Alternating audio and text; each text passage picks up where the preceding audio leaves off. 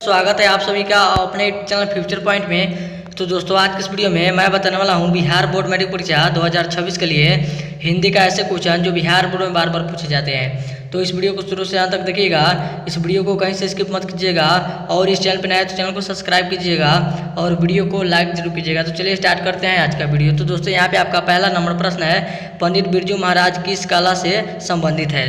आपका क्वेश्चन है पंडित बिरजू महाराज किस कला से संबंधित है, बताइए कमेंट करके इसका आंसर क्या होगा। तो याद रखिएगा किस कला से संबंधित थे, तो याद रखिएगा नृत्य से संबंधित थे।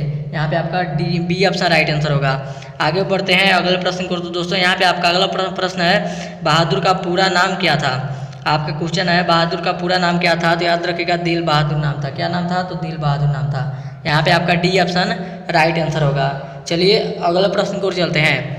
तो दोस्तों यहाँ पे आपका अगला प्रश्न है, हिरोशिमा कहाँ स्थित है, बताइए कमेंट करके हिरोशिमा कहाँ स्थित है। तो याद रखिएगा जापान में स्थित है। कहाँ पे स्थित है, तो जापान में स्थित है। यहाँ पे आपका डी ऑप्शन राइट आंसर होगा। चलिए अगले प्रश्न को चलते हैं। तो दोस्तों यहाँ पे आपका अगला प्रश्न है, लेखक के अनुसार मनुष्य के नाखून किसकी याद दिलाते हैं। आपके क्वेश्चन है, लेखक के अनुसार मनुष्य के नाखून किसकी याद दिलाते हैं, बताइए कमेंट करके किसकी याद दिलाते हैं। याद रखिएगा पशुता की याद दिलाते हैं। यहाँ पे आपका सी ऑप्शन राइट आंसर होगा। आगे बढ़ते हैं अगले प्रश्न को। तो दोस्तों यहाँ पे आपका अगला प्रश्न है, मुंडा किस देश के जनजाति है। आपका क्वेश्चन है, मुंडा किस देश के जनजाति है, बताइए कमेंट करके किस देश के जनजाति है। तो याद रखिएगा किस देश के है, तो भारत देश के है। यहाँ पे आपका डी ऑप्शन राइट आंसर होगा। चलिए अगले प्रश्न की ओर चलते हैं। तो दोस्तों यहाँ पे आपका अगला प्रश्न है, प्लेटो का संबंध किस देश से था। आपका क्वेश्चन है, प्लेटो का संबंध किस देश से था। तो याद रखिएगा यूनान से था। किस देश से था, तो यूनान से था। यहाँ पे आपका डी ऑप्शन राइट आंसर होगा। चलिए अगले प्रश्न को चलते हैं। तो दोस्तों यहाँ पे आपका अगला प्रश्न है, हिंदी भाषा किस लिपि में लिखी जाती है, बताइए कमेंट करके हिंदी भाषा किस लिपि में लिखी जाती है। तो याद रखिएगा देवनागरी लिपि में लिखी जाती है। किस लिपि में लिखी जाती है, तो देवनागरी लिपि में लिखी जाती है। यहाँ पे आपका सी ऑप्शन राइट आंसर होगा। चलिए अगले प्रश्न को चलते हैं। तो दोस्तों यहाँ पे आपका अगला प्रश्न है, लेखक के पिता ने कितनी मछलियाँ खरीदी थी।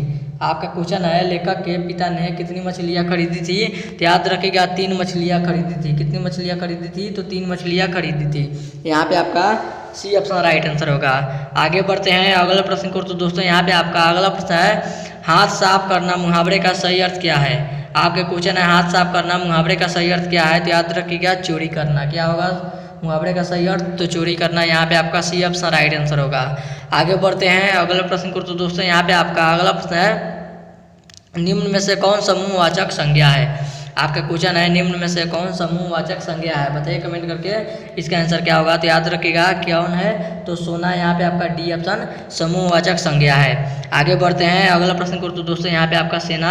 आगे बढ़ते हैं अगला प्रश्न को। तो दोस्तों यहाँ पे आपका अगला प्रश्न है, खोखा किन मामलों में अपवाद था।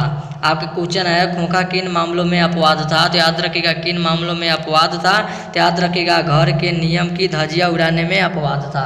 यहाँ पे आपका बी ऑप्शन राइट आंसर होगा। आगे बढ़ते हैं अगला प्रश्न को। तो दोस्तों यहाँ पे आपका अगला प्रश्न है, बहादुर पर कितने रुपये की चोरी का आरोप लगा था। आपके क्वेश्चन है, बहादुर पर कितने रुपये की चोरी का आरोप लगा था।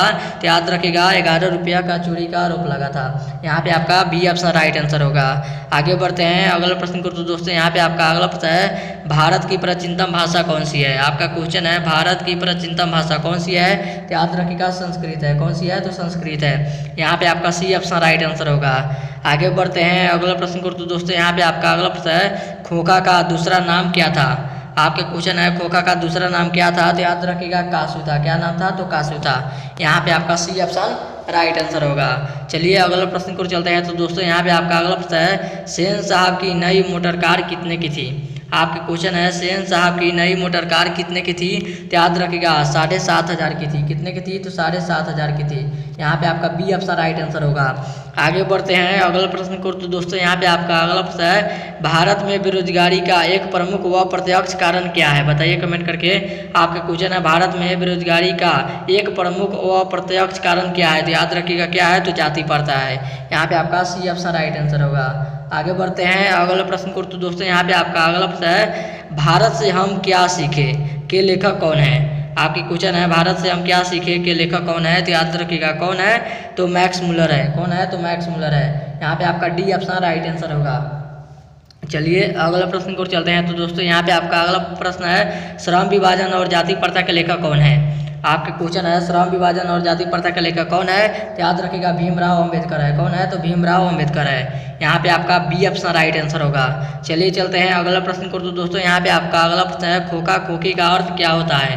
आपके क्वेश्चन है खोखा खोखी का अर्थ क्या होता है। तो याद रखिएगा बच्चा बच्ची होता है। क्या होता है? तो बच्चा बच्ची होता है। आगे बढ़ते हैं अगला प्रश्न को। तो दोस्तों यहाँ पे आपका अगला प्रश्न है सोपर का अर्थ क्या होता है।